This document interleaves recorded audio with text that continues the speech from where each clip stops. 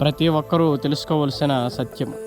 ఒక వ్యక్తి తన స్నేహితుడు ఆపదలో ఉంటే అతడిని నమ్మి తన ఆస్తులను తాకట్టు పెట్టి డబ్బు ఇచ్చాడు. ఆ మొత్తాన్ని స్నేహితుడు వ్యాపారం చేసి కోటీశ్వరుడు అయ్యాడు.